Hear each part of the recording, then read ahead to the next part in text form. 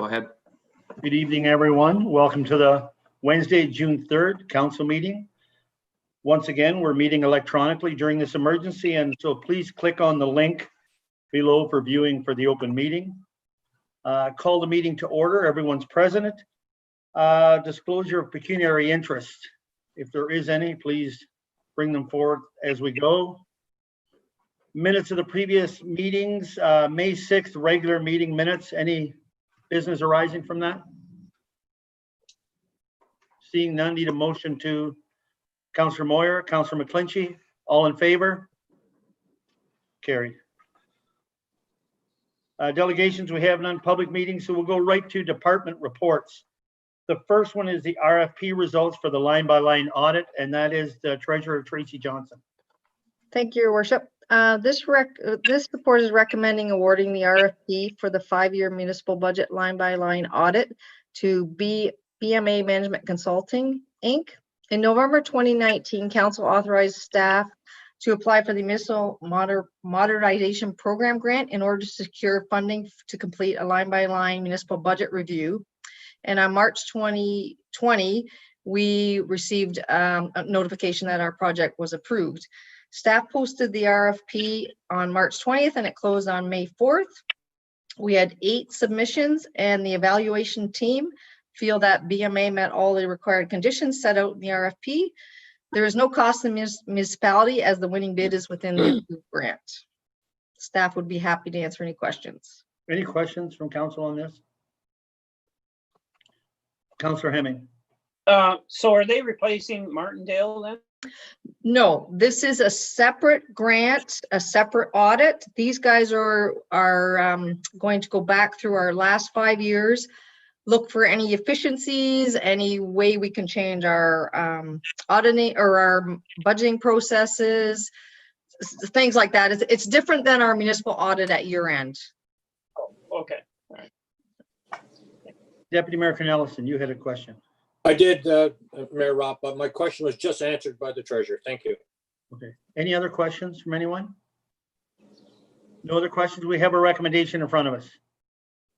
Councillor Hemming. Recommendation. And Councillor Nickel. All in favor? Carried. Thank you. The next report is the year-end 2019 year-end surplus. And Tracy, that's you again. Thank you, Your Worship. This report is recommending that the 2019 unaudited surplus be allocated evenly between the bridge, water, and municipal drain reserve. In 2016, Council was presented with a complete asset management plan, which reviewed all of the municipal's assets. This plan estimated that $8.7 million in capital expenses was required annually to sustain our existing infrastructure. That did not include the annual costs of operating or expanding any infrastructure. The top 2 priority projects listed in the asset management plan were identified as our bridges and culverts and our pump houses. Therefore, staff is recommending the water and bridge reserves be funded. Also in 2019, we undertook work on several municipal drains. 2 of these drains have large municipal assessment, which means when all the expenses are totaled, we are going to have to pay ourselves back. So therefore, we are recommending the third portion go to the municipal drain reserve. And as I mentioned, this is an unaudited number, but when we get the final numbers, it will still be distributed evenly, 1/3, 1/3, 1/3. Is there any questions? Questions on that? Deputy Mayor? Thank you, Mayor Ropp. Tracy, I'm just looking at the background here of the breakdown. Mm-hmm. And it seems that the 3 most significant areas are these areas of savings like general governance, rec and culture, and planning and division. Like, are those dollars that were budgeted but not spent? There's about $232,000 savings in staff gapping. 110 was in administration. 52 was in fire, and 35 was split between rec and economic development. And then also administration had, we had $15,000 extra in tax, penalty, and interest. We had $90,000 extra in bank interest. We had $74,000 extra in recreation revenue. And we had 30,000 in planning applications and things with our planning going ahead. And the rest is just every department had underspending in different areas, but those were the biggest areas that I could pinpoint for you. Great, thank you. Other questions? Hearing no other questions, you have a recommendation to split that 3 ways? Moved by Councillor Nickel. Seconder, Councillor Hemming. All in favor? Carried. Thank you. Property tax receivable update for 2019, and Tracy once again. Thank you, Your Worship. This report is just an informational report for council to let you know where your property tax receivables were at the end of 2019. And as you're aware, we collect taxes on behalf of ourselves, the school boards, and the county, and we have to remit the quarterly remittances to the county and the school boards, whether we collect taxes or not. So therefore, to encourage prompt payment from residents, we do charge the 1.25% interest penalty charge, which is the maximum you can charge under the Municipal Act. This property tax receivable is reported every year with our FIR, our financial information return. The province uses this information to assess our financial risk. So in 2019, our receivable was 5.82, which puts us in the low risk, financial risk. And although outstanding property taxes do form a first priority lien, the finance staff do try to collect it on a not aggressive manner, but we do work on collecting because we do need it for cash flow. In 2019 or January 2020, we did start registration on 6 properties with the tax registration process, which is the last process you want to do for collecting taxes. Those properties at the end of 2019 amounted to $244,840. Is there any questions? Questions from council. Deputy Mayor Ken-Ellison. Thank you, Mayor Rob. Tracy, a couple of questions I have, and again, this is referring back to the surplus, given that there's $790,000 in change in arrears. Is that included in the surplus? And the other question I have in relation to that as well is the municipality has suspended interest on the current tax installment for people who are unable to pay. Would that also apply to the arrears amounts? Thank you. So through you, Your Worship, right now we are not charging any penalty or interest on anybody's outstanding taxes until we are 45 days out of this state of emergency. So right now there's no taxes going towards that, or interest, sorry. This tax arrears, it's kind of a yes and no answer. We did tax for more than we needed because we have a surplus. But if you look at the report, the spreadsheet on the report, 250,000 portion of it is prior year. So it has nothing to do with this year's surplus. So when we invoice our taxes, they go to a receivable account, and then the money is supposed to be, collected on a timely basis. So it's kind of a yes and no answer, if that helps at all. It kind of does and doesn't. Thanks. Any other questions? No other questions? Jackie, did you have something you wanted to add to that? No? Okay, we have a recommendation in front of us. Councillor McClinchy, Councillor Moyer, all in favor? Carried.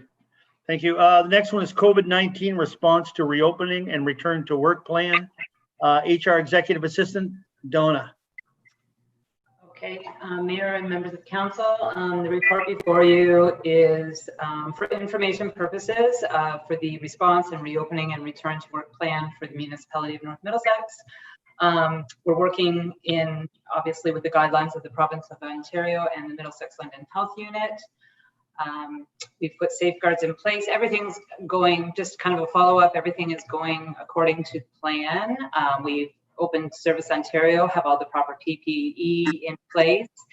And we opened June 1st, and it is going really well. Actually, the residents have been very receptive, and the by appointment only for the municipal office is also going very smoothly, and staff are working together to ensure that.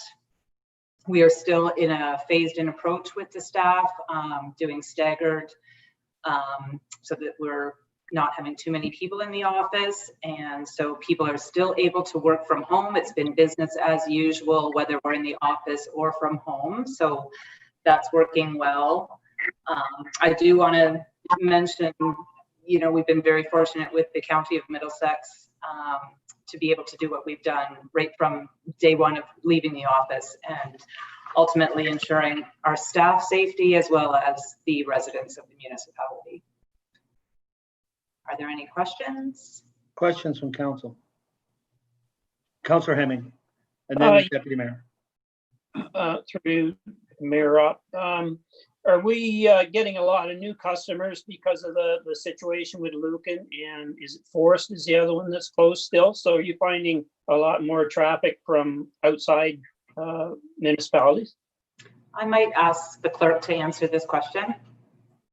Sure. So I will be providing council with end of the week report, but we're not really tracking where customers are from, just the numbers that's coming in. Just from that aspect, I think with the numbers, it's appearing to be more localized. Oh, okay. Thank you. Deputy Mayor, you had a question? Yes, I do. Thank you, Mayor Rob.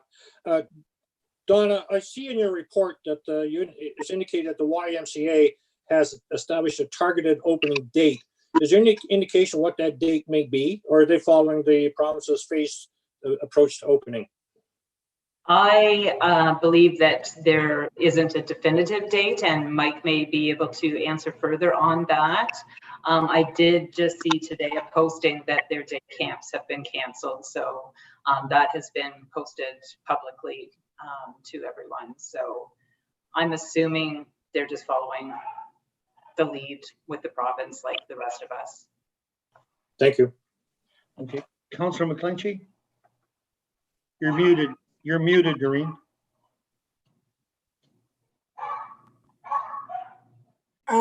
With the YMCA, do they, because it's in the arena and we don't have the arena open, are they working hand in hand with the province like we are, or do they have different guidelines?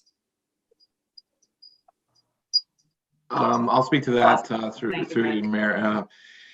The YMCA has come up with a preliminary plan how to reopen.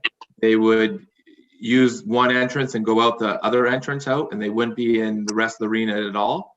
I mean, they have a plan together, Doreen, but they're like us where they're trying to decipher provincial information daily. I think they did have some dates looked at, but they're just following. So we have no timeline, but they are putting a plan together just like everybody else and how that would work. So they have talked about taking some equipment out, moving around to allow people to work out safely, and some increased cleaning, obviously. So they're just like everybody else. They're unsure right now, Doreen, but yes, they did cancel YMCA camps right now. It looks like they're still looking at it to a degree, but they canceled all current registrations because basically it's not the camp you signed up for anymore, right? If they unrolled it, So anyhow, and they have to still stay that 6 feet, so they certainly would have to move a lot of equipment because a lot of that stuff is right together. I would suspect that the fitness center, maybe in phase 3, it may be one of the last ones to open if I had a crystal ball, but we'll see how it works out. But they are working on a plan regardless. Okay, thank you. Okay. Any other questions for Donna or for staff on this? No other questions? We don't need a recommendation on that, right? That's just a... receive and file motion. Yeah, that was just for... Okay, thanks, Donna. The RFP results for the point engineer for the water tower project. Jonathan Lampman, you're on. Through the mayor, the recommendation that you have in front of you is that Be it resolved that SEMA Engineering be awarded the consulting services for the LC Craig Elevated Storage Facility in the amount of $229,818, and that Aramosa Engineering be awarded consulting services for the LC Craig Elevated Storage Facility in the amount of $12,136.48, and that further provisional items are to be included in the municipal engineering agreement contract as noted, should the project progress beyond the tendering phase of works.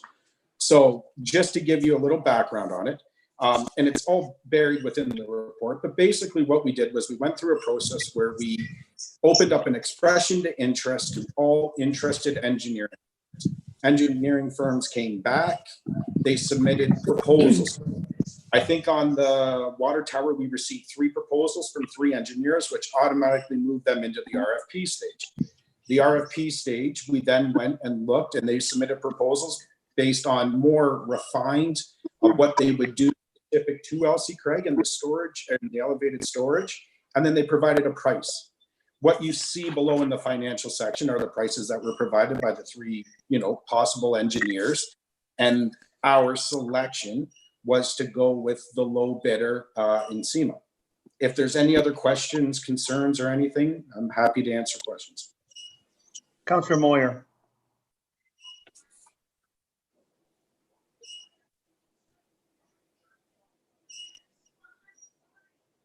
Just the CIM engineering, and then you have, or most, is that one a structural and one a mechanical engineer, or why? Okay, so SEMA will be structural, electrical, mechanical, process. Aramosa will be SCADA, integration, and a little bit of process.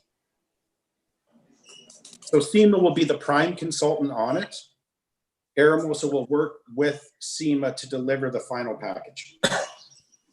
All right, any other questions on this? I think that was the main question, Gord, that you had asked, like why the 2 engineering firms on it. I think that's good. Yeah. Jonathan Graham, you have something to add? Just to add a little bit more rationale into that, Aramosa is an industry standard towards SCADA in southwestern Ontario or even Canada. It would be most likely that any engineer taking on a large infrastructure project of this scale would be adding Aramosa's as coming into the contract. What Jonathan has done is it has gone above and beyond that to make sure that we're not going to get stuck with an overage with profit margins on top of it. So it is to ensure that we have the technology in place based off the industry standard. I think that summarized it correctly, John. Yeah, and further to that, there was an expression of interest put out for SCADA and integration services municipal wide. And Aramosa was the only one that replied to that expression of interest. And that was posted on Bid and Go, was open to everybody in the province, basically. GTA South, let's say. Okay. So they went through a competitive process in order to get to the point where they're named to this as well. All right, Councillor Moyer, you had a follow-up for that? Yeah, just how many companies are there that are actually doing water towers now? There are only 2 or 3 of them? For what's that, Councillor Moore? For SCADA? To do the water towers? No, there's several engineering firms. Only 3 decided to close the proposal. So we put it out to, I think there was, I want to say there was upwards of 30 or 40 plans takers, but only 3 closed it. Okay, but how many are actually constructing the water towers? Like how many? Oh, the constructors. Okay, constructors. Yeah. We're basically, what we've been told is there's kind of one show in town, but there is competition, and you're down to about 3 different contractors, but mainly one does most of southwestern Ontario. Okay. But that being said, I know they're not completely cookie or like you one and put it into others in a municipality, but is there a lot of engineering that needs to be done other than to our site? Yeah, there's a lot of engineering. So I mean, geotechnical, structural, mechanical, like you got to design the entire system, right? So what will happen was the contract tours, the 3 contractors that basically build these things will be contacted, and they'll say, okay, this is what we're looking for at this volume to do that. What do you foresee? And then our engineers will go and structurally design something, footings, foundations, tower, everything to meet it. And then just the simple process room where everything kind of happens. So where your valves, and if you add pumps, where pumps go, and just the brains of it and how it operates. So the mechanic, but the structure of the building itself is fairly standard. Yeah, I mean, there's different options, right? You could do precast, we can do cast in place, we can use the existing base of the tower. It all depends, right? It depends on space, how we go about it, where we go. But yeah, I mean, a water tower is, I would say, relatively cookie cutter, especially in comparison to like a wastewater treatment plant. Okay, A lot thanks. will come to, through your worship, a lot will come to light after we do the geotechnical investigation on how cookie cutter we can become. Okay.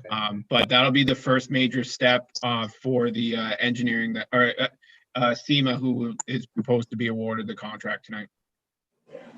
Thanks. And other questions? Yes, Councillor Keel.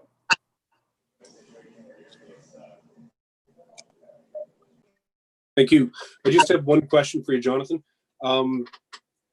The engineering is for engineering site only. So when it comes time for involvement with Lake Huron Water, and that will be above and beyond, that will be outside? No. Consultation with Lake Huron is all included in this. Okay. So yeah, and So they're in contract. and simply, we wanted to put all the background documentation, but it literally would have been in the thousands of pages with all the proposals and everything that we've received. We have all that available, and it literally details every little thing that they're going to do. The contract will reflect that, so on and so forth. But Lake Huron consultation, definitely included. Thank you. Okay, any other questions? Any other questions for this? No other questions? All right, we have a recommendation in front of us. Moved by Councillor Nichols. Moved by Councillor Nichols, seconded by Deputy Mayor Cornelison. All in favor? Carried. Thank you. I just want a reminder to anybody who is watching in on this council meeting that they can get all these reports off of our agenda, the same reports that we have. So there's no information that isn't available to the public on this. So our next report is Jonathan Lampman again, and that's for the wastewater treatment plan project. Through the mayor, the recommendation that you have in front of you is that be it resolved that AECOM Engineering be awarded the engineering consulting services for the Park Hill wastewater treatment plant in the amount of $729,691.38, and that further provisional items are to be included within the municipal engineering agreement contract as noted below should the project progress beyond the tendering phase of works. So basically the same process, to give you an oversight, that we followed on the water tower, we carbon copied and we used for the wastewater treatment plant. The wastewater treatment plant had far more documentation. I think there were upwards of 50 to 60 in that range that took documents. When the dust settled and the proposals came in for the expression of interest, which was our first step, 6 submitted. From there, a panel made up of our senior operations manager from Aqua, Jonathan Graham, and myself went through and analyzed the engineering firms based on their proposal, their technical merit, and we did reference calls around to everybody that they had referenced. From there, we shortlisted 3, and then the 3 went to the request for proposal stage, which was, again, tailoring it more to more of a North Middlesex centric wastewater treatment plant. And there was the cost element to it. You'll see under the financial, the cost element is included from the 3 bidders. And you will also see, as noted in the report, that we have made a recommendation not to go with the lowest bidder on this project. And the rationale, as outlined in the report, basically comes down to 2 major items. The first major item is that AECOM Engineering and SEMA alike both designed a plant and sited a plant outside of the existing South Cell Lagoon. The logic behind that is that we do not have to desludge the lagoon at the beginning of the project in order for the project to move forward. The risk in desludging the lagoon is that, it's unquantifiable. We all know it's there. It's a known unknown when it comes to risk. We know the risk is there, but nobody can quantify it. Not the engineers, not staff, not the contractor that shows up that day to do it. The second major, not issue, but the second major reason why we didn't recommend RVA, the low bidder, was because of the technology that they proposed. Not only did it have to go into the South Cell, but it was relatively unproven technology in the province of Ontario. We did not feel comfortable hanging our hat on a technology that was unproven, where the other two bidders had taken technology that's been proven time after time after time, that'll have relatively quick approvals through the ministry, and moved in that direction. Any other questions, concerns, feel free to ask. All right, questions from council?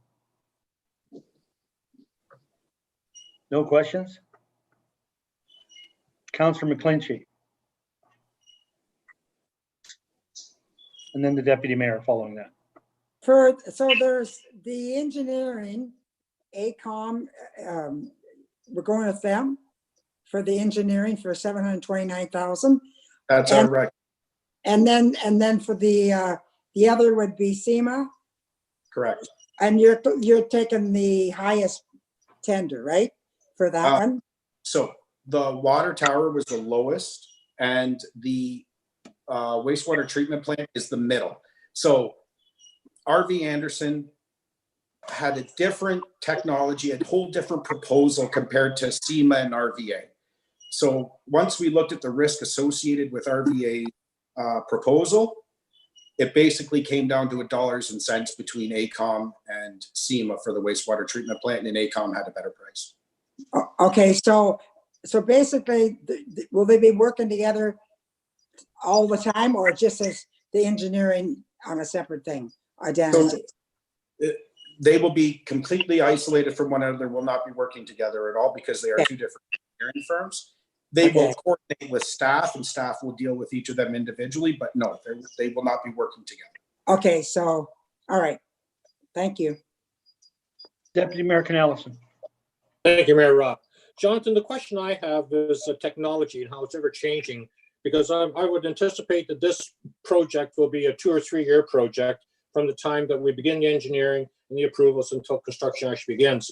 And I guess my question revolves around if the technology changes, if the Ministry of Environment's requirements change, are those adaptations or adaptations included in their engineering estimates? Absolutely. Yeah. So before we ever put anything, before we ever pour any concrete in the ground, or we put a valve in or a flow meter or anything of that like, the ministry has to approve the plant that we put in place. Advantageous to a plant that we are looking at, in extended aeration is what it's called, is that going forward, there's a lot of bolt-on applications to a plant. It's going to be very much similar to what we have in Elsie Craig. So 15, 20, 30 years down the road, whatever it is, the ministry comes back and they want to see better tertiary filtration, or, you know, phosphorus becomes something that they look at more, or nitrogen, or chemicals from pharmaceuticals. These are all kind of things in the industry.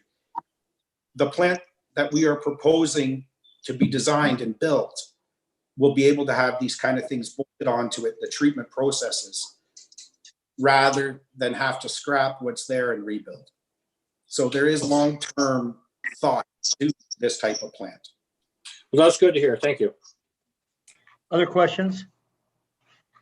Jonathan, I did have one. When we do the engineering, how specific are we going to be at this time, or are we looking at a couple of different options? Like, you know, to the Cadillac, to the, you know what I'm saying, for dumping stations and all that kind of stuff? Are they engineering that and making it so that if we don't want that, we don't want to spend that money, we can carry on the engineering, we don't have to redo it? That's what I'm asking. It's a very iterative process. They will literally come to us and say, okay, so you want to receive sludge. Yeah. This is what it's going to cost you to receive sludge. This is where we would put it. This is what we've seen as your return on investment at that time.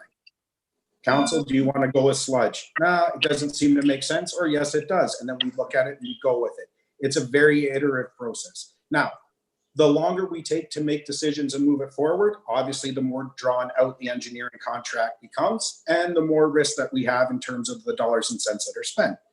It's a tug of war, but there will be months and months and months of deciding on what to do, what to put in. And typically what you do on these things is you open up, let's say, the fine bubble diffusers and aeration. There'll be 3 or 4 different contractors or suppliers that'll be listed in the specification. That way you're not sole sourcing that item. And then there's competitive bid on the back end. And then a contractor takes a certain type of this process and that, and this type of valve and this type of flow meter, and then bring it together. Okay, perfect. Thank you. Thanks. Any other questions? Seeing none, we have a recommendation in front of us. We need a mover. Councillor McClinchy and Councillor Keogh. All in favor? All in favor? Carried. Thanks, Jonathan. All right, Jonathan, once again, the O'Neill drain and the Watson drain to appoint an engineer. Through your worship, the recommendation you have in front of you is that council receive this report and appoint R. Dobbin Engineering as the engineer to both the O'Neill and Watson drain. In regards to the O'Neill drain, staff received a petition for drainage works from the owner on February 18th, 2020, requesting replacement and upgrade of the existing installed in 1947. Any questions or concerns? Any questions on it? No questions? Someone move the recommendation?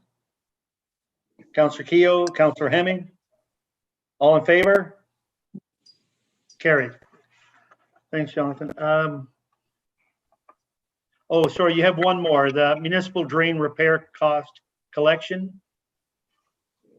Through the mayor, the recommendation you have in front of you is that council receive this report and bylaw 42 of 2020 to permit the accounts payable payroll clerk to proceed with the billing of the assessed property owners for maintenance works completed in 2017. I think it's supposed to be 2018. So basically, we've compiled all the 2018 maintenance costs throughout the municipality. We've submitted to OMAFRA. We're confident in the numbers, and now we're going to send out the bills to the residents that are affected on those streets. Okay. So that is 2018, not 2017? Yeah, I think it's 2018, yeah. Yeah? Okay. Yeah. Questions from council? It's nice to see that it's not 2010. I do believe we, council, remember the 10 years behind thing. So any questions from council? Need a mover for the recommendation? Councillor Moyer, Councillor Keogh, all in favor? Carried. Thanks, Jonathan. 2020 asphalt tender results. Jonathan Graham. Through your worship, members of council, the report before you is the 2020 asphalt tender results, and the recommendations before you are that council receive this report and reward the 2020 asphalt tender to Labus Contracting Company Limited for the quantity of 9,000 plus or minus tons in the amount of $962,229.26 excluding HST, and that council approve upon substantial completion that the township of Lucan-Badolph shall be invoiced for the application / treatment of works associated with cursory line estimated at $241,886 excluding HST, and that council approved the addition of 465 tons of asphalt application / treatment insofar that the result is an additional $25,583 excluding HST to the municipality that shall be funded through the 2019 capital reserve / surplus. Just a special note, this is the first contract. There was a lot of back and forth and negotiation and discussions with local engineers groups in the county of Middlesex, where Lucan and Badolph and North Middlesex decided to jointly tender our quantities together to see if we can get a good unit price. To be completely honest, I haven't seen a price at $78 a ton in a long time. So we try to take advantage did a little bit of risk analysis when we had that deep plunge in petroleum prices, and we upped our quantities, hence the third recommendation before you today. This will conclude or close to locally our 10-year asphalt program. And we also have a conditional assessment for our asphalt roads that we'll be following up in the future to report back to you. Are there any questions? Questions from council? Councillor McClinchy. So the roads that's gonna have asphalt, is that, if I'm correct, McGuire Road, Hungry Hollow? Are those, their names are there? Are And just- Cassidy. Oh, wait, Cassidy. Oh, right, and Cassidy there, yes. And Courtesy Line as well? Yes, and Luke and Badolf. So that's where the Lucan share comes in as well. Oh, okay. That makes a difference. Okay, thank you. Councillor Moyer. Which part of Cassidy are you working on? Just bear with me. I just had my sheet up. I apologize. I'll have to get back to you on that one, or I can circle back in a moment to give you that. Okay, yeah, I was just wondering, I know a couple of years ago, there was some talk of doing from Elginfield Road south. And that had been sort of discouraged. So I just wanted to make sure that wasn't on the. So this is from Mark Carmel south, just south of Adair. Okay. Okay, so just to recap, okay. So our north end. Yep. North end of that. Okay. Any other questions on that? It is nice to see us share that tender. If that can save us all a little bit, that's great. Councillor Moyer, you had a question. Yeah, Jonathan, you'd mentioned with Middlesex Center doing a bit more tar and graveling. You had said that that might be a program that you'd be looking at in the future. So through your worship, yes, it is a consideration. What our operations manager and myself will be looking into in the next couple of months is, because we're at the end of our program this year for our asphalt proper, you know, there's still those outlining ones that we have to tackle. We're going to be coming to council around the budget time with a gravel road program, which will decide for other solutions. And I would propose for council and for North Middlesex in the next couple of years that we focus aggressively in the gravel road area, and we'll vet all those options, whether it's tar and chip, whether it's proper maintenance, tiling, ditching. We need a little bit more of a robust program in the rural area, but this will loosen up our program and our financing year over year to focus on the gravel area. So that will be coming in the next couple of months, or the next 3 to 4 months around budget. Deputy Mayor Cornelison. Thank you, Mayor Rob. I do have a question for you, Jonathan. You made reference to tar and chip on some of our gravel roads. My question for you is, how does that stand up to the size of the farm equipment that our agriculture producers are using these days? To be completely honest, every situation is unique, but generally it doesn't stand up that well. But also what we did in the last 2 years is we've taken and we've gotten most, if not all, our road counts, our traffic counts. So that's a great way to being able to decipher residential and being able to apply it appropriately. So, you know, an area, the name escapes me, the one that we just did for the Union Gas or Enbridge area, that would be a good area off to the side. Argyle, I believe it was Argyle. Argyle has a cluster of homes in that area. Carlisle is another area that we need to decipher what we're going to do in terms of hard surface treatments, and staff will be sending out a survey to the local residents to start budgeting and preparing for those conversations. So those are the outliners that'll throw us out of whack. But to answer your question, generally the life expectancy on tar and chip is about 5 years. It is very dependent on the sub base of the road and ensuring that it's not going to get beaten up. So that's where our tiling program that we've been putting in and transitioning over will become critical. So as much as I'd like to go out there and put tar and chip or asphalt everywhere, we all have to go back to the fundamentals of drainage, sub-base, build that back up properly so we know when we spend money on the top, it's going to hold. So I hope that sheds some light into it. Or my It does. logic. Thank you. Thank you. Other questions for Jonathan? Jonathan, I did have one, and that is on the asphalt program. You said this does end it, but what about our urban areas where we do have our streets? So that comes back to the conditional road assessment that we had Dylan do this year. Yeah. And we will be reporting back for council for consideration on what we add. We're never going to really fully abandon asphalt. We're always going to have to do something. And what we would propose is to focus on the balance.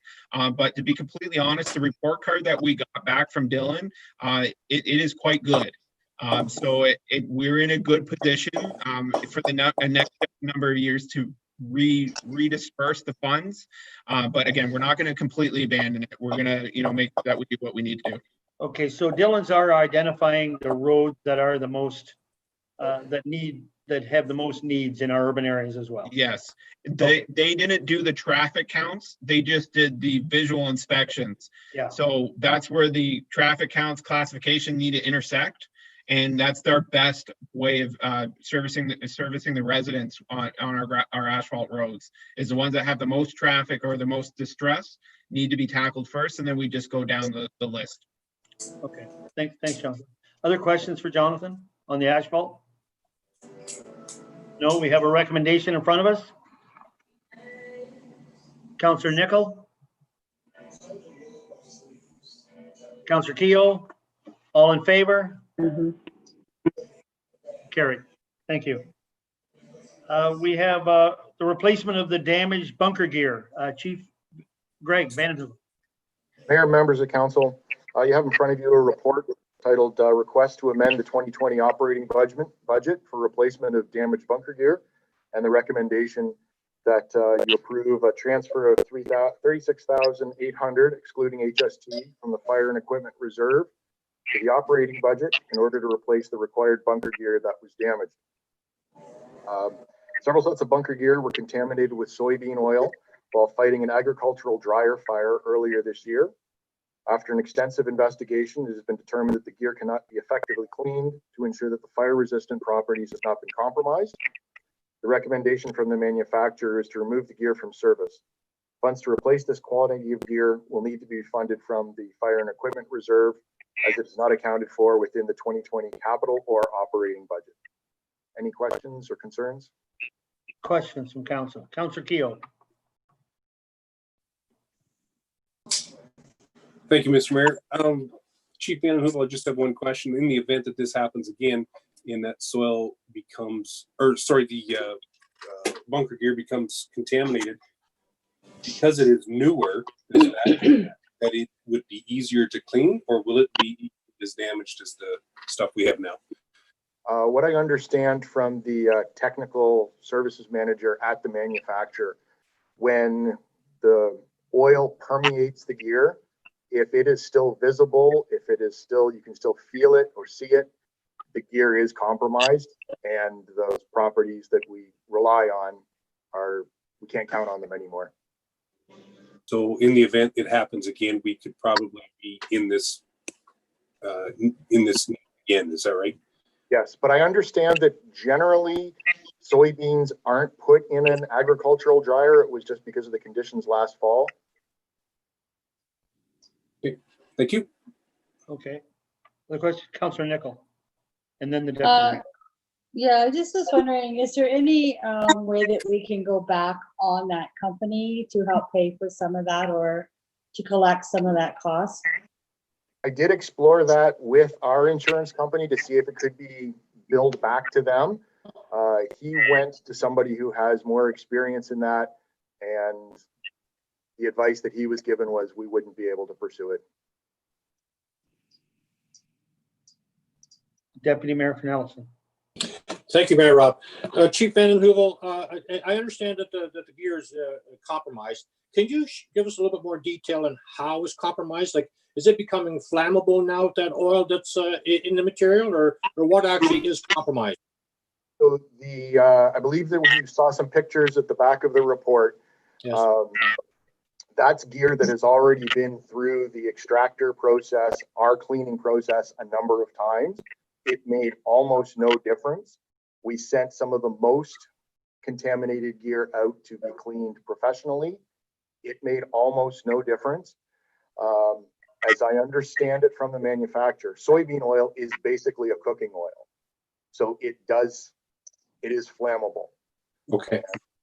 Without damaging the gear to test the flammability of it, which would result in the same spot we're in now, there's no way to know the extent to which it's compromised, but it is compromised, and it's not feasible to replace portions of the gear. Thank you, Chief Ananhu. Well, I do believe that we have a responsibility to ensure the safety of our firefighters. Thank you. Any other questions? Councillor Moyer, do you have a question? Okay. Okay, we have a recommendation in front of us. Moved by Councillor McClinchy, seconded by Deputy Mayor Cornelison. All in favor? Carried. Thanks, Greg. Thank you. Parkland dedication report. Director of Economic Development, Mike Barnier. Thank you, Mayor. Through the mayor to members of council, you have a recommendation before you. It states that the fees and charges bylaw 64 of 2017, be amended to revise section 10.6, cash in lieu of parkland dedication, to implement a flat fee of $1,200 for residential urban hamlet and $1,000 for commercial industrial lots created through the consent process. So just to give a quick background, just working through some of the recent severances that we've had, working with the applicants, staff have identified a couple areas that just can be improved. So in practice now, when you get a severance, whether residential, commercial, or industrial in one of the settlement areas, condition on that consent is applied to collect for cash in lieu of parkland.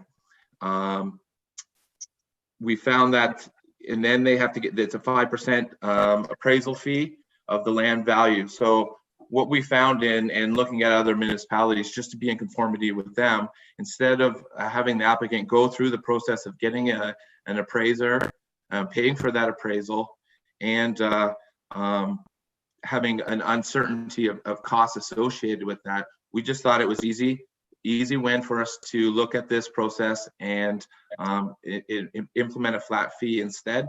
And it just simplifies the process for applicants, provides a certainty of costs for the applicants, and then it avoids unnecessary appraisal process and associated costs.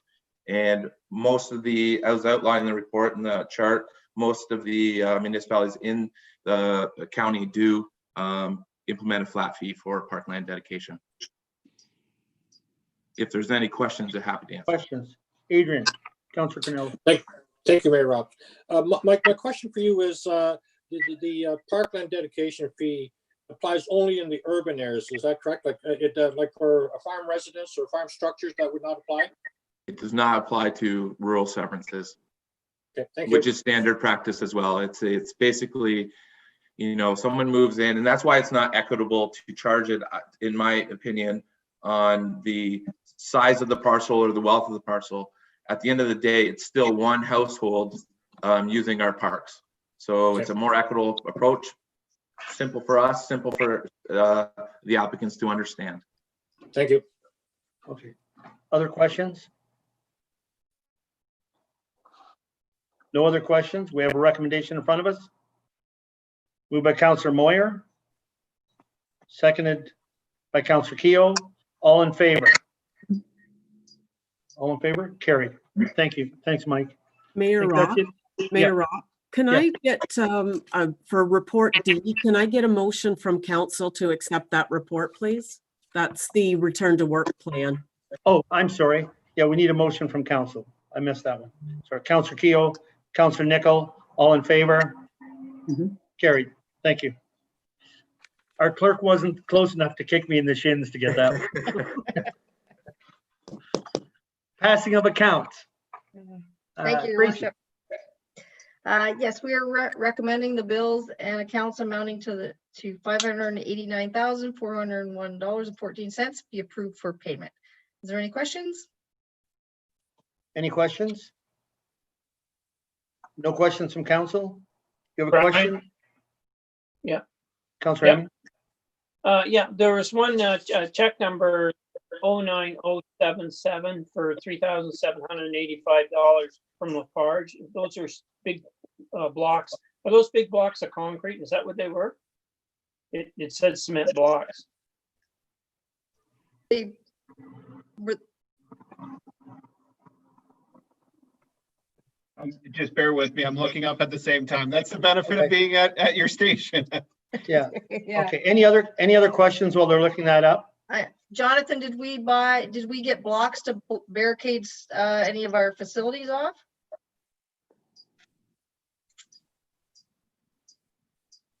So it is correct. It is for concrete blocks. I believe it was for some of the road closures that we were, or some of the closures that we did with the general park amenities outside. There were, and then also some of that is related to culvert repairs as well too, to brace back some of that. So there were six small and 44 large blocks. So it most likely reads, I think that's a lot. It's replenishing our stock. Oh, okay, all right. I had one other question too on the Cassidy construction. I'm not questioning the check or anything, but what is this the first time we've had them do any work for us on drain? Yeah, Lawrence Drain was our first time using them. Yep. I was just curious as how they do a great job, I assume, so. Yeah, they no complaints. No, it's good to hear somebody else get a new bidder in the game. That's good. All right. Yep. And if you'll recall, Councillor Hemming, they came in quite Yeah. competitive compared to everybody else on the Lawrence Drain, to the point where I think our council and staff to a certain extent were a little worried about having someone pick up something of that scale and size. But like John said, it went fairly well. Yeah, that's why I was asking the question, because I remembered all that. So that's good. Good to hear. Okay. Any other questions on accounts? No other questions? We have a recommendation. Moved by Councillor Nicholl, seconded by Councillor Hemming. All in favor? Carried. Thank you. So committee reports. I don't think we need to go through them all. Andy, did you have anything for the primary water? You didn't have a meeting, did you? Well, I Councillor wanted to ask Jonathan, I'm supposed to have a trial run on the Zoom today, but then I got an email that the meeting's canceled tomorrow. Is that true, Jonathan? Did you get that too? I haven't gotten that, but what I would like to remind council is that in June 18th, there is a discussion about governance of the Lake Huron and Elgin Water Supply Board that will be done by Zoom or some shape or form. So depending on the outcome, I know I'll be in part of that. I would imagine Jonathan Lampman will be as well. We'll reach out in a council report if it's a substantial change. This meeting that they were going to have tomorrow, they were actually going to do it on Zoom, but you had to go on the phone. I found that kind of strange. They must not have the IT solution up yet quite, or and that's the way that they're offering it. I know, especially with Lake Huron, they do focus on that type of stuff, but I'm surprised that they're forced it on the phone. That seems odd. Yeah, they said to go use your work phone, but you could be on there for what, an hour and a half. So, sometimes, but no, so far as I know, the meeting's been canceled. So. Yeah. Unlike you, Jonathan, I'm guessing they don't have the IT solution for it or something for that. Okay. And we do have a shutdown the 10th, June 10th, an 8-hour shutdown through the day. Next Wednesday? Yeah, next Wednesday. How many hours? 8. 8 hours. Okay. Anything else on Lake Huron? ABCA, Deputy Mayor Cornelison, do you have something on that? Thank you, Mayor Rob. Yes, we had a meeting a couple weeks ago there, and a couple things. There's 2 construction sites, a shed and a hog barn were approved for North Middlesex. Yasala Bayfield will be opening as per provincial guidelines, with the exception of Rock Glen, due to the large numbers of people that attend that location, that will not be opening up until phase 3. What I found interesting is that the Great Canadian Hideaway, which is on conservation property, is allowed to open because of the structure of the release. So that was really good. Another thing the Conservation Authority is doing is undertaking a rehabilitation of erosion control in Port Frank. So we asked a question whether or not member municipalities would be required to contribute to that. And the answer to that was no, that they have their own fund there. And then lastly, there was a letter sent to the Premier on behalf of all the conservation authorities to retain their current mandate, and there's been no response to that. Thank you. That's it. Okay. Any questions for Adrian? No questions? Blue water recycling. Councillor McClinchy, do you have anything for that you want to? No, whatever's there is. Okay. All right. Is there any questions? Is there any questions for Councillor McClinchy? None? Okay, the rest of the committees right now are still canceled because of the COVID-19. So I think we'll carry on to correspondence from that point, unless there's any questions from any council on any of the committees. No? Hearing none, so correspondence. The first one is notice of public meetings from neighboring municipalities. No action required, receive and file, nothing on that. Town of Midland request for federal funds to municipalities to waive property taxes for the year 2020. Receive and file. Town of Grimsby request for support for commercial rent assistance program. Receive and file. City of Hamilton request to regulate and enforce odor and lighting nuisances related to the cultivation of cannabis plants. Receive and file. And FCM protecting vital municipal services. Receive and file. Anything on that? Township of Amher request for support high-speed internet connectivity in rural Ontario. Deputy Mayor Cornelison. I'd like to make a motion that the council support that request. Okay. I would certainly. Councillor Moyer, you had your hand up. Will you have a question on it, or? I did have a question. Just in light of the Premier's announcement today, is that new money, Jonathan, or is that just regurgitated funding that he's talking about? Through your worship, unfortunately I was not able to watch the press conference today, so I'd have to get back to you on that information. But the gas tax that was the funding that was released federally at the beginning of the week was actually just the fast track of the gas tax. So a lot of the money this week, and I'm not going to hazard a guess, but it is that they're loosening it up a little bit, but I can't say if it's money or not. So I need a sec. I should have got a seconder for that first. The seconder, Councillor Hemming, was going to second it. Any other questions on it? No other questions? Motion in favor? To support? All right, carried. City of Kitchener request for the establishment of universal basic income. Deputy Mayor. I'd like to make a motion to support that request as well, that there be a universal basic income for all people. Okay, do we have a seconder for it? Councillor Moyer, are you seconding? No? No. Okay. No seconder? Okay, receive and oh, Councillor Keogh. Were you seconding? Yes? Okay, so we have a seconder. Discussion on it. There's no discussion on it? Deputy Mayor. Yes, I think that the current situation that we find ourselves in with the COVID-19 that we're all enduring, the pandemic, and I think the homelessness issue is a really good example of what we're looking at. And I'm not sure that all members of council understand the cost of housing for people who are on disability income or Ontario Works. That is why they're homeless, because there is no affordable housing. And I think what we're looking at here is supporting a universal basic income to be able to allow people to have the basic standard of life that we should be allowed to have in Canada, and particularly in Ontario. So that's my reason for requesting support for that motion. Okay, other discussion on it? No other discussion? Okay, I'll call for a vote on that. All in favor?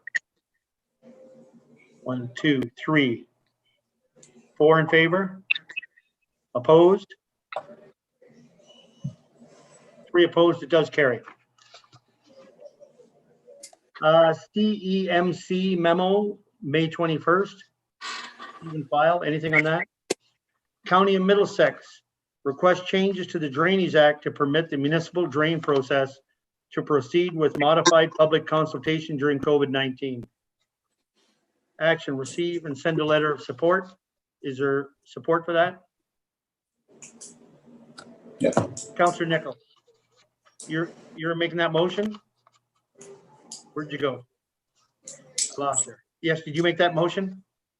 Yes, I did. Yes. Okay, thank you. Seconder, sorry, I lost you. It's okay. Councillor Teo. Discussion on that? No discussion? All in favor? Opposed? 2 opposed, it does carry. County of Middlesex media release, Thames Valley joins corporate and municipal partners to expand Wi-Fi access. So receive and file.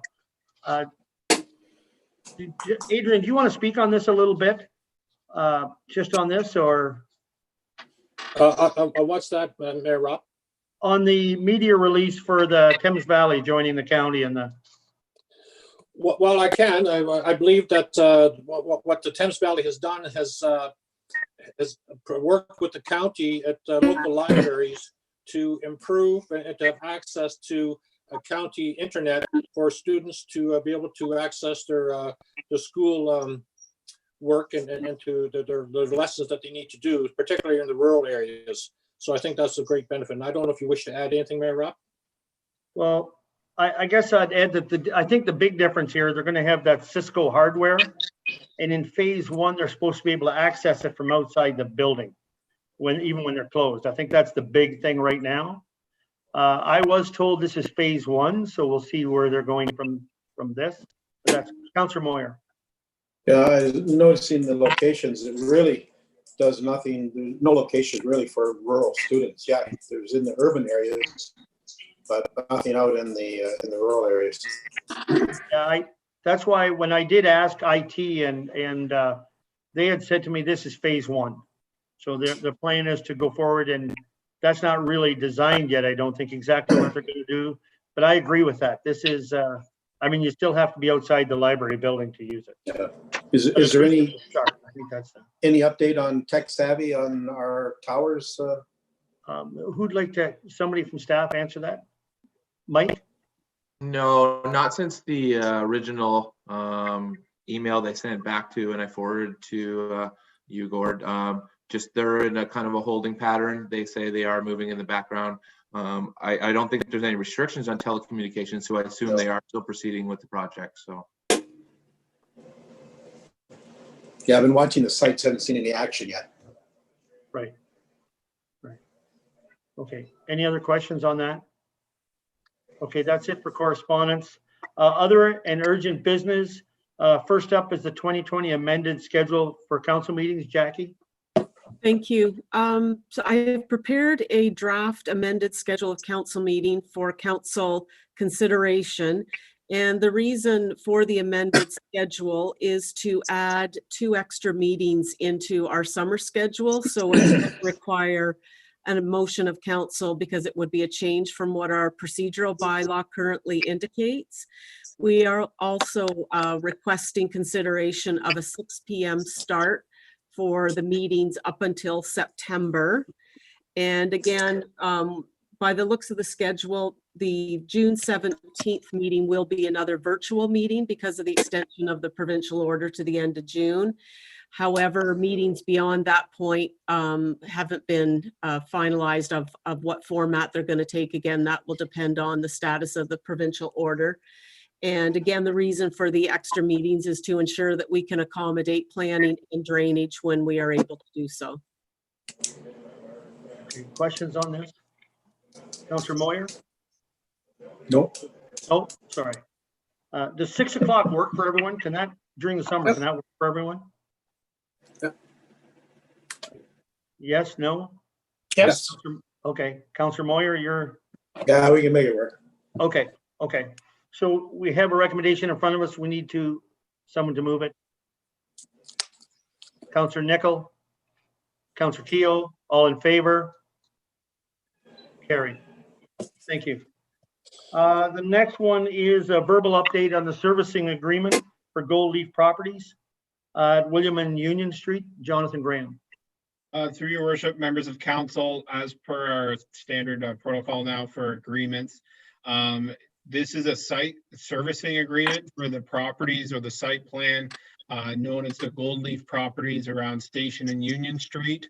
The difference between a site plan agreement and a site servicing agreement, due to constraints expressed by the applicant in terms of timing, the municipality is entering into a focused agreement within our legislated authority to do so, which allows the applicant to do site-specific underground works in the property. This does not include road works on Union Street or the connection to the ultimate design of sanitary and storm, because that is subject to an environmental compliance approval form from the Ministry of Environment being accepted, which was pushed out to their office earlier yesterday.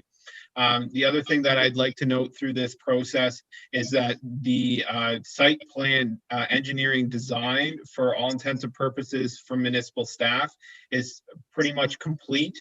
It is this last hurdle of an H holding provision that's on the property and the ECA that needs to be completed before full build out can occur. So again, this is a site servicing agreement specific to allow underground servicing within the boundaries of the limit. Are there any questions? Thanks, Jonathan. Any questions? No questions? Okay. Deputy Mayor Cornelison.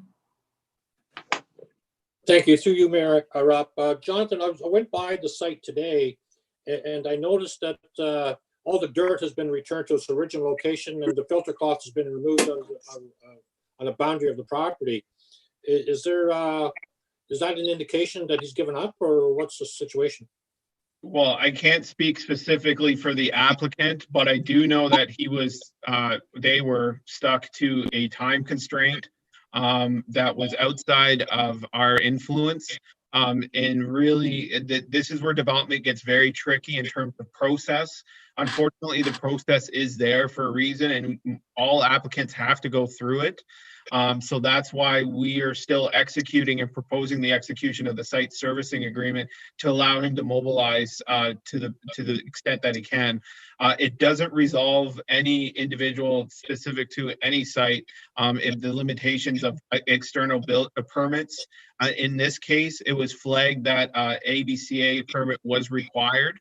And that would, in my opinion, was the driving force for the site to become decommissioned. But I am in contact with the applicant to offer any assistance through the process, and we'll be working with them. Thank you. Councillor McClinchy. You're muted, Doreen. I walked past there on Monday, that black filter cloth around the whole lot. It was there. Is that what Adrian's talking about? Not there. It's gone now, Doreen. It's all been removed. Why would that? It was up there this afternoon. I drove by and Yeah. saw it like this afternoon. Okay. I thought it was gone. It's all the way around the property. I would at the very least, and I can have a Glenn Bullock investigate, because the topsoil is disturbed, it should still be there at the very least, because if we have a heavy rain, it's going to run off. And it could impact other people's property. So appreciate the feedback, Adrian, and we'll look into the matter. I may be mistaken, but I thought I saw that it was gone. Okay. Any other questions there? No other questions? Other business? Items on other business? Mike, are you? Okay, Councillor McClinchy, go ahead. I just want to speak on the ball diamonds, Mike. Okay. Maybe you can speak on that then. Yeah, sure, Doreen. as most counselors, I think, did receive, there was a request by a homeowner in Elsa Craig that we consider opening up at least one of our ball diamonds.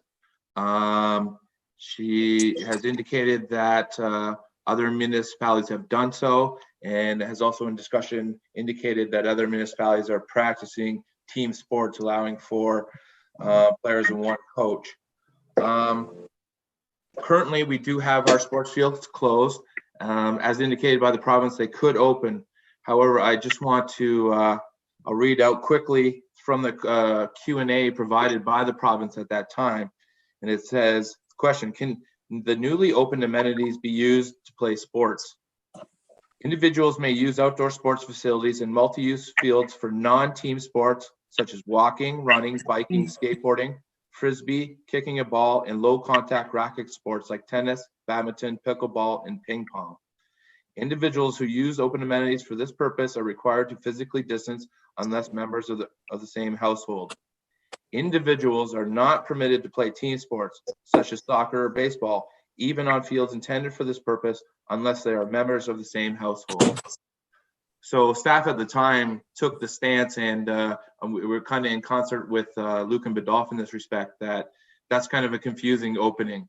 And to avoid any type of confusion and enforcement issues from our side, and frankly, resources put towards these ball diamonds for the relatively low demand that we'd see, we decided to close. But now we do have a request to open one. And I'll just quickly, a little bit of what the homeowner indicated is that there are young adults in our communities who play for a different level of baseball, and they have already drafted their plan for a season that will begin in July.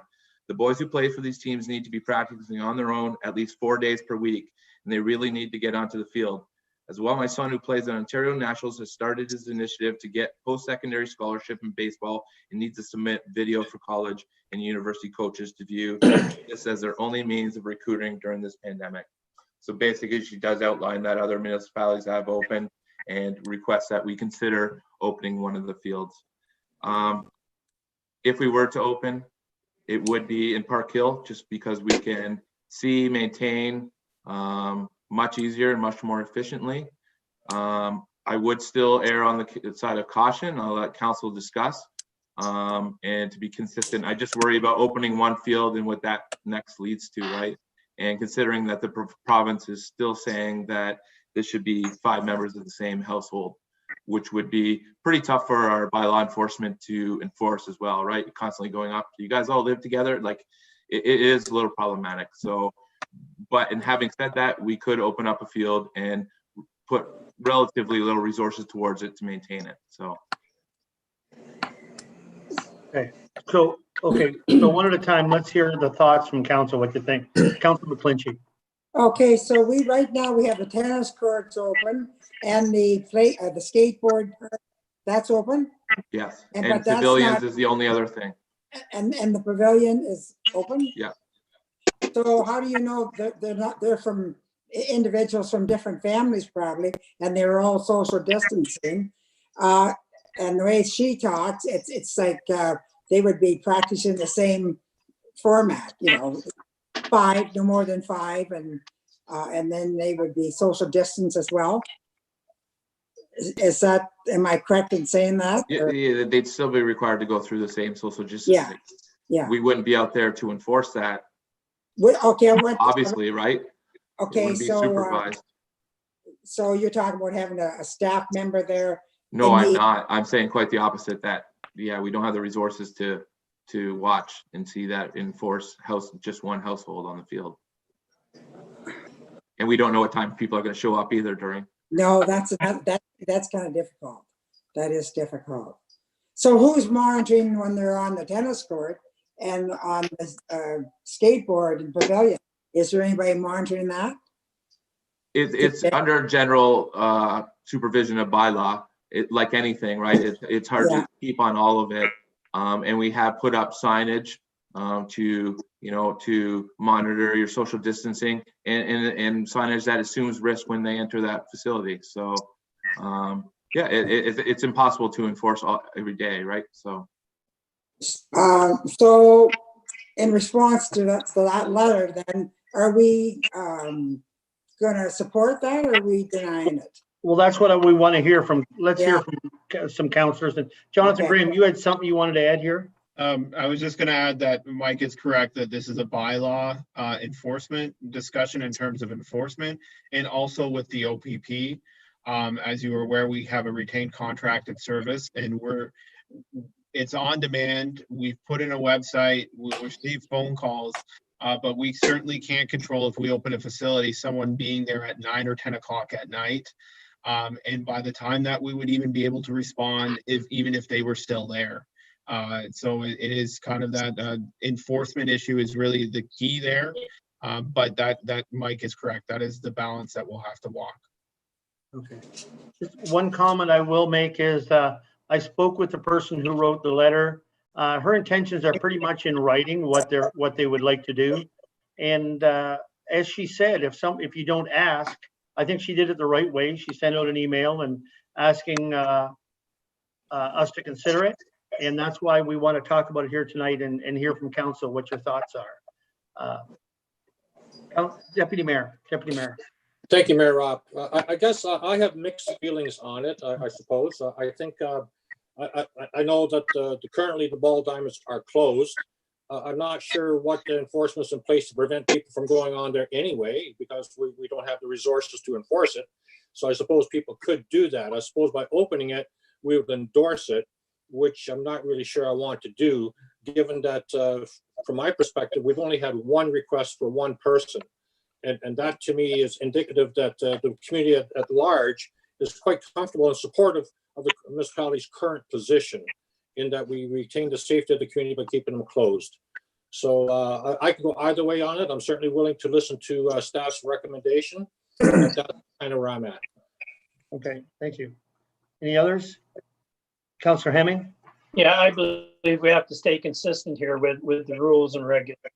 And as it's put down in writing from the higher ups, that team sports, that's the issue for me. And if you do open it up, you're not going to stop. Next thing you know, a bunch of kids will see people on there, and then it'll be a free for all, I believe. So I think we should stay the course as we're doing it. Okay, thank you. Councillor Keogh, and then Councillor Nickel, and then Councillor, who else had there? Councillor Moyer, I believe, had his hand up as well. Councillor Keogh, go ahead. You're muted, John. You're muted. Don't cuss after you unmute. There we go.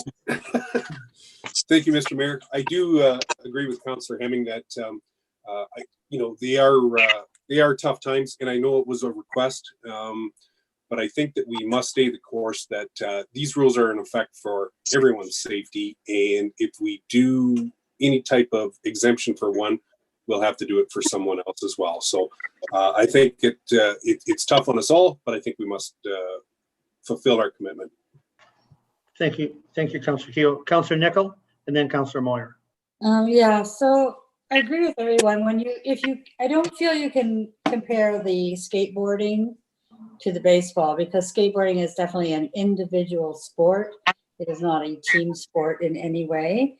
The Ontario government just extended their state of emergency, and I think for the health and safety of everyone in North Middlesex, we have to respect that there are certain things that we just cannot open. We cannot take that chance of our citizens getting ill.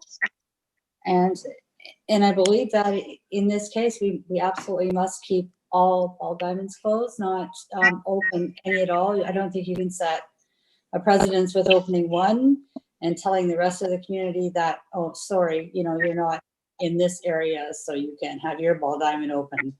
So I feel that we have to be consistent and at this point, keep them closed and keep tracking what's going on with COVID. And as things get safer, readdress it, as I'm sure the staff will, and look at it at that point. Okay, thank you. Councillor Moyer. Yeah, I agree with all the comments. I just a couple things. I understand Middlesex Center's keeping theirs closed till July 1st. I think they possibly might open. And the other thing, Mike, you mentioned about minimum maintenance on it if we did happen to open it. But we would have to have a certain level of maintenance, whether it was 4 people or 400 playing on that diamond, would we not? Yeah, and that was one of the main concerns expressed by the manager of facilities too, is there does have to be a minimum level of service to put on these, and it is a lot of resources for a little demand and something we can't really enforce. So yeah, Just a so clarification. I would keep it closed. Okay, thanks, Councillor Moyer. In clarification, Middlesex Center, Mike, are they closed? no, Middlesex Center did open up their sports field. It's Lucan that hasn't and does not plan to either. Okay. So, and just as a complete aside, Lucan, I know at council last night, they did decide to close down their pool for the summer, not opening, and as well close down summer camps. So it's kind of in line with what other municipalities are thinking, I think. So I think council's wish is pretty clear on this, I believe, Mike. And so I think we'll just have to get back to the person who wrote the letter and Yes, give sir. them the result. But I appreciate everybody's comments on it. That's the best way so that the onus just isn't on staff on this to give guidance on this. Thank you very much. Is there any other business? A question, is the landfill site open Wednesdays now as well as Saturday? Through your worship, the transfer station has gone back to regular scheduled operations, which is Wednesdays and Saturdays intermittently. So I don't have the schedule in front of me, but it is available online. We are encouraging residents who use the transfer station to come with exact change so that we don't transfer as much as possible. And all our operators out there have the availability to access appropriate PPE. And on the transfer station, that's open on Wednesday, what, in the afternoon? Or what's the hours? It's Somebody open. was looking for it, I didn't see it. So if you can get it through Google, you can get it on our website through our search menu there. Saturdays are modified hours. It's only about half a day. And then Wednesdays, if memory serves me correct, Jackie, I don't know if you can help me out with this one. Is it full day or is it a half day as well? 12 till 3. Okay. If you, Maureen, sorry. Go ahead, Mike. Sorry, Doreen, if you go to our website under garbage and recycling, it's right at the top of the page. I would say it's open approximately 3 times a month, sometimes 4. So. Okay, because I had a phone call this morning and they said they couldn't find it. So it's linked a couple of times on our website. I'll try to make it more visible if that's the issue. Yeah, we are also open by appointment. So if they have a large dump that they want to do, they can call us and we'll be more than willing to open it up. There is an additional fee for that, but depending on the quantity in which they want to get rid of it, might make sense. Is that advertised on our website as well? Yes. For appointments, okay. Councillor Moyer, did you have something? Yeah, thanks, Mr. Mayor. Jonathan, can you update me on the graveling and calcium schedule? So we have actually wrapped up our gravel maintenance program. Calcium chloride, I'll have to follow up with that when we're going to be placing that down next. Okay. But as usual, that's dependent on the weather. If we get a lot of rain, we don't put it down nearly as much. But if we get dry season, then it has to get replaced. I drove over near Beechwood Bridge. There was a bunch of calcium and chloride down. I noticed today. Yeah. Okay. So once you've started in the municipality, you'll just continue working right through that? You typically do, but then again, it's subject to the weather as well because we don't want it to run off. And typically we place a lot more when we do our maintenance, but it also is driven by complaints as well too. We receive a lot of complaints about one area, we'll go in there and do it. Okay, I'll talk to you after. Deputy Mayor Nelson. Yes, so thank you, Mayor Robert. Just I have a comment for Councillor Moyer that he probably doesn't notice the calcium being applied since there are not too many gravel roads in Ward 3. Okay. We're digressing. We're a large municipality. Is there any other business from anyone? No. Councillor Hemming. Just a question. Did anybody or staff give a response to the historical society there? They were explaining their situation. What's the question? I The didn't hear. historical society was looking for help because of the situation with the COVID. Did it get a response or from staff or anything on that? Through your worship, I'm kind of looking all at senior staff at my level here, and I'm seeing kind of blank faces. I don't think we received a request yet. Oh, Yeah. okay. It was in an email, was it not sent to everybody? Okay. Yeah, that email was sent about 3 weeks ago. So I got a fire alarm going off back here. So Yeah. that email was sent about 3 weeks ago. Would you mind forwarding that on to staff? I don't think I've received it. It got missed by the look of it. Okay, that's why. We'll apologize. I'll send it as soon as we're done. Okay, Deputy Mayor Cornelison. Yes, I just want to make a comment in regard to that request from the Historical Society funding, because my understanding is that they're looking for funding to hire a summer student. And some of the feedback I thought I would like to share with them is that there are funds available for that purpose through Community Employment Choices and Leeds Employment Services as well. That they have funds available to assist with the hiring of students for the summer work. Are those funds still available now in June? Is that program still available, Adrian? They have special funds, not necessarily. The one is Canada Works, which has to begin earlier in the season, but they do have training dollars available. Yes, they do. Year round. Okay. Thank you. Anything else on other business? No. Nothing else? One comment I would make is I want to commend staff for the job of setting up Service Ontario. The way it's set up is very simple, it's very easy, and there's lots of room there for those 5 people to be in the building. So just want to commend them. I had the opportunity to use it earlier this week and donate my money. But no, very good job setting that up. If there's nothing else in other business, we'll go to the communications from County Council. Was there anything else, Adrian, that you can? Well, there was a couple of things I thought, Mayor Rob, certainly was that the county is currently undertaking their strategic plan review, which will be taking quite a bit of our time, I believe, in the next 2 weeks.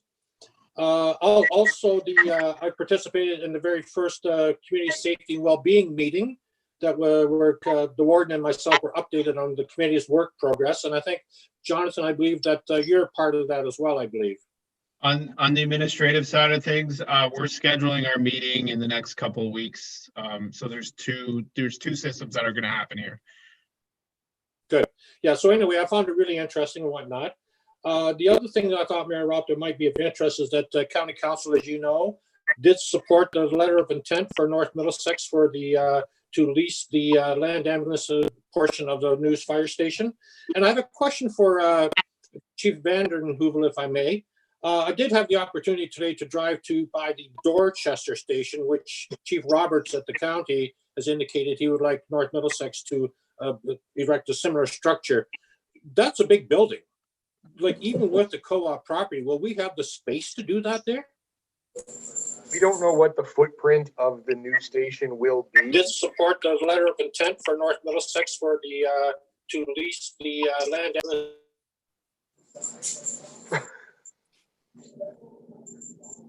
Sorry. Go ahead, Greg. Yeah, just to say again, we don't have a footprint yet for what the new building will look like. We know what they are asking for: 2 bays, space for their staff to be housed. We don't know what the fire station portion of it is going to look like yet, but I don't think it's all going to fit on that co-op property. Okay. Thank you. Yeah, your meeting, it'll have to come on to some of our existing fire station property. Yeah, I took pictures of the one I was at today because it's big. Yeah, it's the ambulance, just on that, the ambulance has kind of a standard engineering on a 2-bay and a 3-bay garage. That will save quite a bit of money on engineering. It's just a matter of making it site specific. So, yeah. Okay, anything else? Anything else, Adrian? I think that's it. Any questions for County Council? Our next County Council meeting is on the next Tuesday, is on the 9th. So There's nothing else on that. We'll go to reading of the bylaws. Bylaw 41 is to authorize the execution of the pre-servicing agreement with Goldleaf Properties. Bylaw 42 is to send out invoices for the drainage works, and bylaw 43 is the confirming bylaw. We're looking for first and second reading. First and second, Councillor McClinchy, Councillor Nickel, all in favor? Carried. And third and final. Third and final, Councillor Keogh, Councillor Hemming, all in favor? Carried. Just one thing left, move to adjourn. Councillor McClinchy, Councillor Keogh, all in favor? Carried. Thank you, everyone.